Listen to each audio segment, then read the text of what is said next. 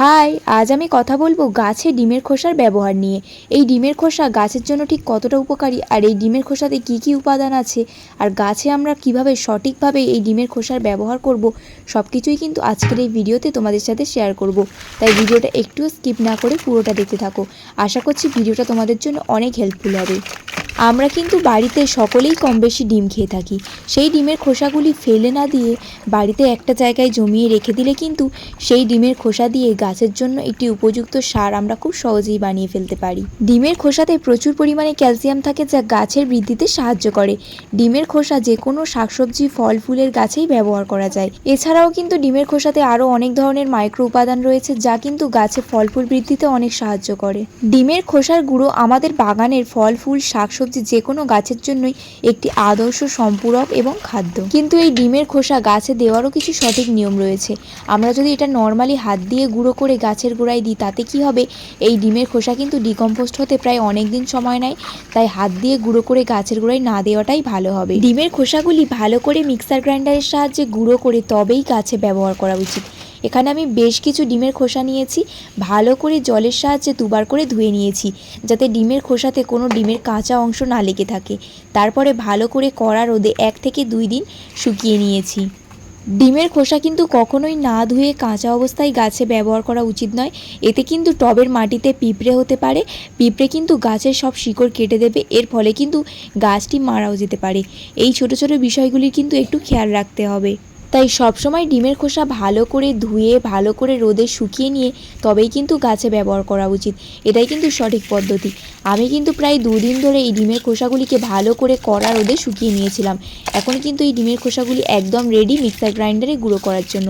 চলো এখন এগুলিকে মিক্সার গ্রাইন্ডারে গুঁড়ো করা যাক।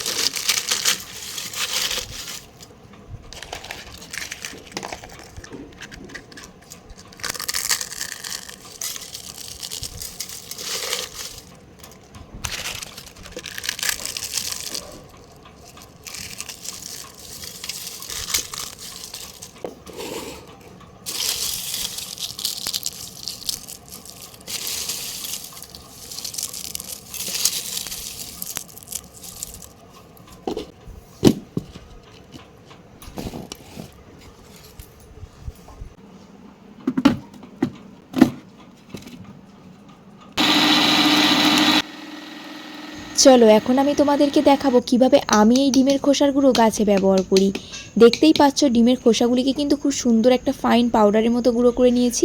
মিক্সার গ্রাইন্ডারের সাহায্যে গুঁড়ো করলে এটাই সুবিধা হয়। এখন এই ডিমের খোসার গুঁড়ো যদি আমি গাছের মাটিতে দিই, তাহলে কিন্তু মাটির সাথে খুব সহজেই মিশে যাবে ও গাছ তার প্রয়োজনীয় খাদ্য খুব সহজেই পেয়ে যাবে। আমি যদি এটা হাতের সাহায্যে গুঁড়ো করে দিতাম, তাহলে কি হতো, এটা কিন্তু ডিকম্পোস্ট হতে অনেকটা টাইম নিত, যার ফলে কিন্তু গাছ তার প্রয়োজনীয় খাদ্য পেতে অনেকটা টাইম লাগিয়ে দিত। প্রথমেই যে টবের মাটিতে আমরা এই ডিমের খোসার গুঁড়ো ব্যবহার করব, সেই টবের মাটিটিকে ভালো করে খুশে নিতে হবে। আজ আমি এই বাগান বিলাস গাছের মাটিতেই কিন্তু এই ডিমের খোসার গুঁড়ো দিয়ে তোমাদেরকে দেখাবো। আমি কিন্তু এইরকম সাইজের টবের ক্ষেত্রে 1.5 টেবিল চামচের মতো ডিমের খোসার গুঁড়ো ব্যবহার করেছি। টবের সাইজ যদি এর থেকে ছোট হয়, তাহলে কিন্তু 1 টেবিল চামচ বা তারও কম ডিমের খোসার গুঁড়ো ব্যবহার করা যেতে পারে।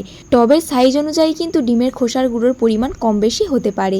আমি এখানে প্রায় 1.5 টেবিল চামচের মতো ডিমের খোসার গুঁড়ো ভালো করে টবের মাটিতে ছড়িয়ে দিয়েছি।